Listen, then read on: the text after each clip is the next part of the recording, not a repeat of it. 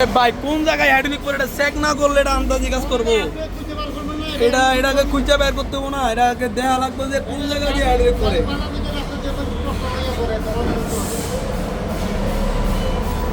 এটা তো একটার থেকে বিচ্ছে আর একটা বিচ্ছে, ঠিক আছে।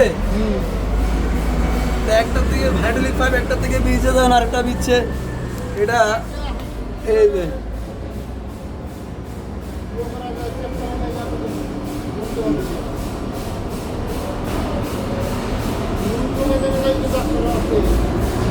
এটার এই সকেটটা, এই যে হাইড্রোলিক সকেটটা লিক করছে।